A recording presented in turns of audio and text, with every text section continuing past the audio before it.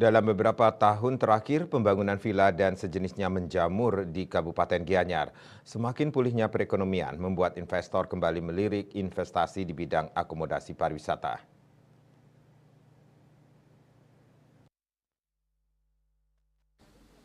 Kasatpol PP Gianyar Madewato Kamis 20 Juni mengatakan kondisi pariwisata di Gianyar pasca COVID-19 sudah semakin membaik sehingga investor melirik investasi di bidang akomodasi khususnya villa. Sebagai lembaga penegak perda, Satpol PP sudah menyiapkan petugas tim deteksi dini di masing-masing kecamatan. Satpol PP menempatkan petugas di 7 kecamatan di Gianyar guna mengawasi keberadaan pembangunan villa.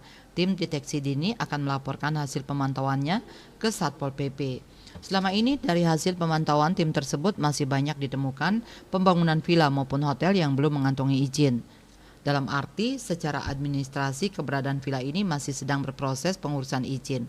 Untuk itu Satpol PP selalu melakukan patroli penertiban berdasarkan laporan tim deteksi dini di masing-masing kecamatan. Wato mengatakan Satpol PP tidak melarang investor berinvestasi di Kabupaten Gianyar. Hanya saja investor maupun pemilik modal diharapkan mengikuti aturan. Satpol PP akan memberikan sanksi administrasi dan sanksi non-administrasi jika investor tak mengurus izin.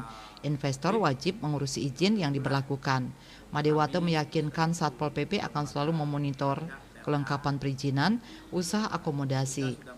Satpol PP berharap pemilik modal yang berinvestasi bisa mengantongi perizinan sehingga bisa beroperasi secara aman dan nyaman. Di tiap-tiap kecamatan kita tempatkan petugas memotret masih relatif ada beberapa villa maupun hotel yang memang belum memiliki izin. Dalam arti secara administrasi memang dia masih berproses. Sehingga kami bersama tim Pol PP memang selalu mengadakan patroli penertiban berdasarkan lapor dari deteksi dini yang kita tempatkan di masing-masing kecamatan. Wirnaya Bali Pos melaporkan.